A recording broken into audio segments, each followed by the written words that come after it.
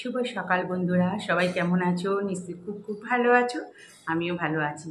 সকাল সকাল ঠিক আমার সকাল এখন নয়, আজকে 5টা মানে 5:30টার আগে ঘুম ভেঙে গেছে।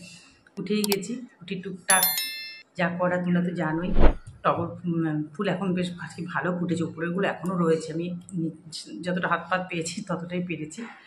কয়েকটা নয়নতারা ফুল ফুললো। আজকে তো ঠাকুরকে আমি সব কীভাবে পুজো দেবো, সব ঠাকুরকেই, ঠাকুর ঘরে একটু কাজও আছে।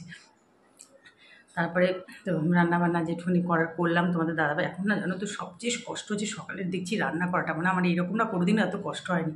আজকে তোমাদের দাদাভাইকে বলছিলাম যে এত বছর ধরে করছি সকালবেলা রাখলে এরকম, আসলে সারা রাত এখানে থাকি বেডরুমে এসিতে, এবার সকালবেলা উঠে না আর পারি না। মানে যখন ছাদে যাই ঠাই কী ভালো লাগে, ঠাকুর ঘরটা মুছি, ফুল টুলি, কিন্তু যখন কিচেনে যাই এত ঘেমে যাই, এত কষ্ট হয় কি বলবো তোমাদের। একটু করে নাড়া দিচ্ছি, একটু করে গ্যাসটা সিম করছি, বেডরুমে কি একটু ঢুকে পড়ছি, মানে এরকমভাবে করে আমি সকালটা পার করি। কদিন ধরে এরমই করছি, কিছু করার নেই, ভীষণ কষ্ট হচ্ছে, ঘাম হচ্ছে প্রচণ্ড। আর কালকে তো সারাদিনে ছিটে ফোটা এক ফোঁটা বৃষ্টি হয়নি, তার আগের দিন একটু ছিটে ফোটা হয়েছিল, কালকে ছিটে ফোটা এক ফোঁটা বৃষ্টি হলো না। মানে এত গরম কি বলবো। এই সকাল থেকে দেখো এত গরম হচ্ছে, যেখানে বসে রয়েছে একটু গাছের পাতাও নড়ছে না, পর্দাগুলোও নড়ছে না, খুব কষ্ট হচ্ছে। পাখাটা বন্ধ করেছি, ভীষণ কষ্ট হচ্ছে। সকালবেলা উঠি তাকে চুলটা খুলে গিয়েছে, সকালে উঠি আগে বেঁধে রেখে দিয়েছি চুলটাকে তুলে। তারপর এখন ঘরের টুকটাক কাজকর্মগুলো সারলাম, সেরে এখন একটু চা নিয়ে, যেটা আমার কাজ রোজ, তোমাদের সামনে ইন্ট্রো দেওয়া, তোমাদের সামনে বসা এই সকাল আর সন্ধ্যে। তাহলে তোমরা কাজকর্ম তো করতেই হবে, রান্না তো করতেই হবে। এক রান্না কী রান্না করব, বিরক্তি লেগে যায় মাঝে মাঝে। তাহলে তোমরা সঙ্গে থাকো, দেখতে থাকো।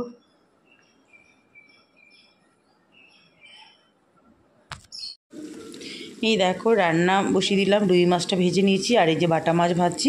রুই মাছটা মেয়ের বাবা যদি খায় খাবি, আর মেয়ে তো বাটা মাছ খায় না, ও কাটার জন্য খায় না। তবে এই ছোটো বাটাগুলোতে কাটা অত থাকে না। আমার এই মাছগুলো খুব ভালো লাগে বলেই আনে, একদম জ্যান্ত মাছ তো। তারপরে দেখো মেয়ের জন্য আলু ঝিঙে দিয়ে মাছের ঝোলটা করে রাখছি, ওর বাবাও এখান থেকে খেয়ে নেবে, কারণ বাবা তো ঝোল ছাড়া, মাছের ঝোল ছাড়া খেতে পারে না। আর এদিকে দেখো টিফিনের জন্য ম্যাগি বসিয়ে দিয়েছি, ভাবলাম আজকে ম্যাগি খেয়ে নিই। এই টিফিনের বড্ড ঝামেলা, কী করবো। আমি একা থাকলে ও অন্য কিছু কেনা জিনিস খেয়ে নিতাম, কিন্তু মেয়েকে তো একটু করে দিতে হবে। তারপরে দেখো যে মশলা টশলা দিয়ে কষিয়ে নিয়েছি, ওই একই তো জানো, আর কি বলবো। আর পুরোটাই কাঁচা লঙ্কার রান্না, বাস এবার জল দিয়ে দিলে অল্পই হবে। এরপরে মাছগুলো, রুই মাছ দিয়ে দিলাম, যতটা করেছি মেয়ের বাবার ভালোভাবে হয়ে যাবে।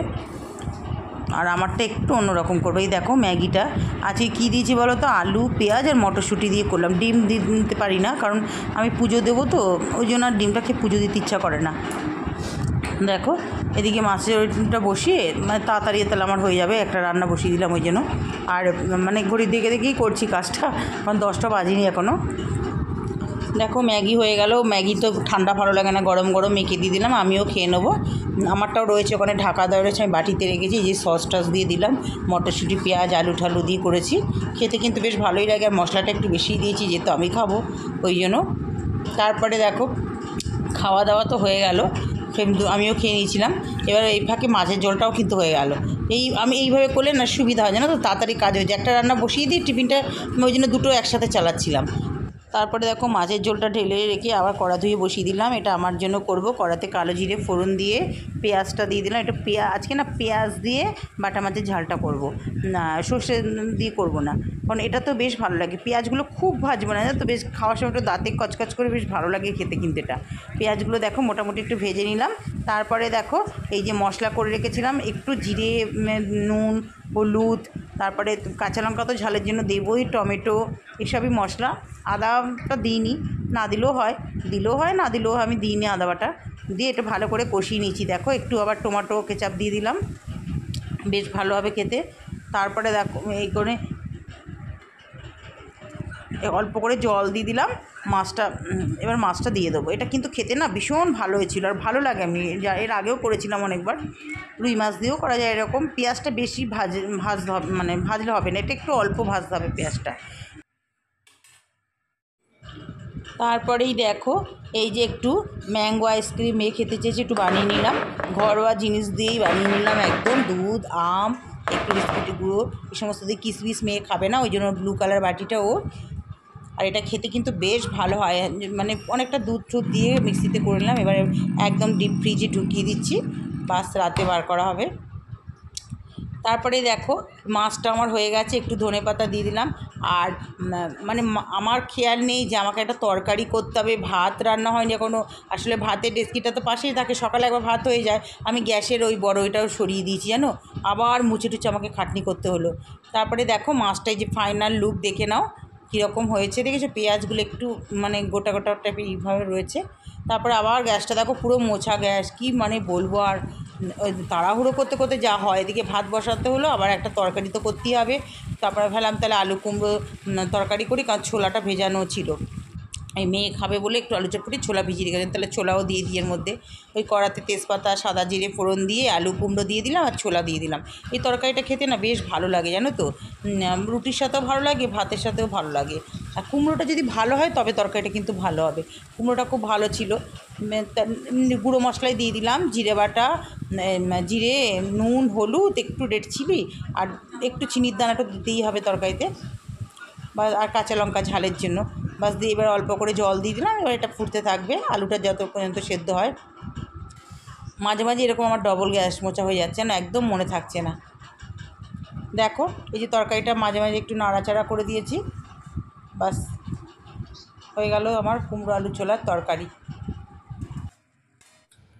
এই দেখো রান্না হয়ে গেল, গ্যাস ট্যাস সব মোচা হয়ে গেছে। কি মেঘলা করেছে দেখো, বেসিন পরিষ্কার, বাসন টাসন এখন সব শুকিয়ে গেছে, নিয়ে নেবো। আর মেঘলা দেখো, মনে হচ্ছে যেন কী বৃষ্টি হবে, গুমোট গরম, আদৌ কিছু হবে কিনা সন্দেহ আছে। এখন একটু বসবো, অনেকক্ষণ ধরে কাজ করেছি এক নাগারে। দেখো পুজো দেওয়া হয়ে গেল।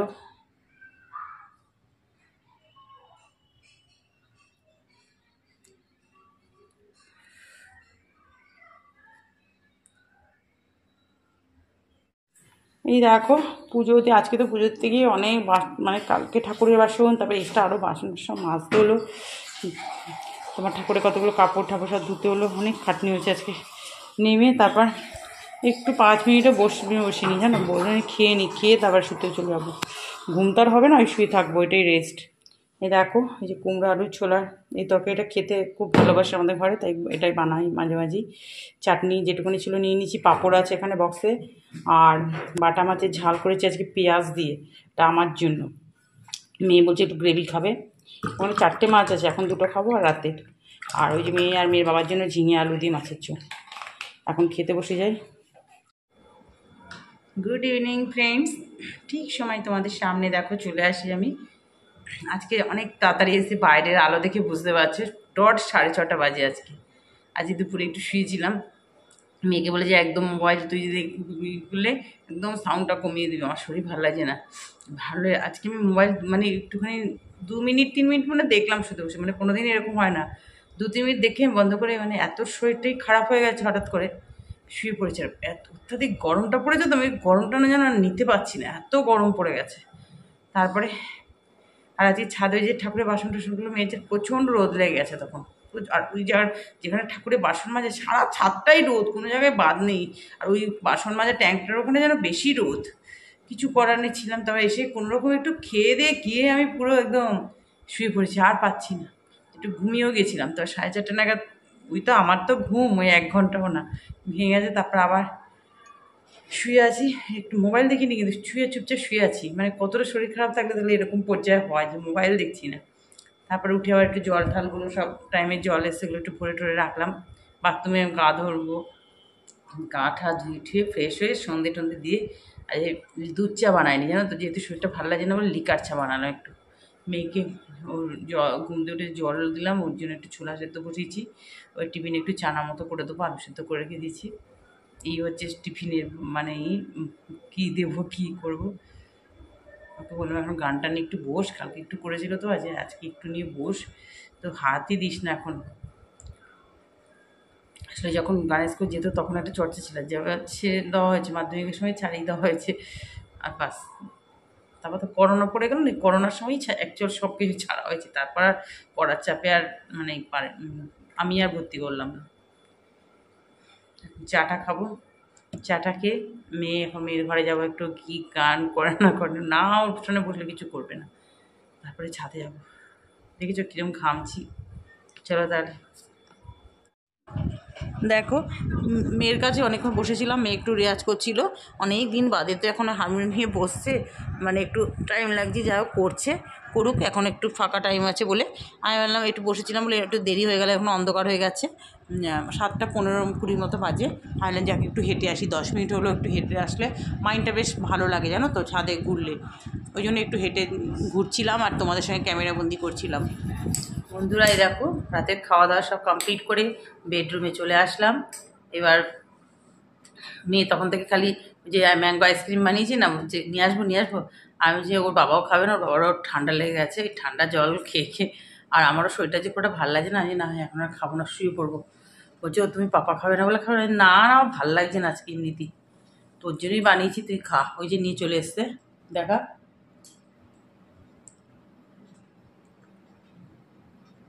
এই যে আনলাম, তাহলে খা তুই। তাহলে বন্ধুরা আজকের ভিডিওটা এই পর্যন্তই। ভিডিওটা ভালো লাগলে প্লিজ প্লিজ একটু লাইক করে দিও, শেয়ার করে দিও, আর নতুন যারা আছো সাবস্ক্রাইব করে আমার পাশে থেকো নতুন নতুন ভিডিও পাওয়ার জন্য। Tata, good night.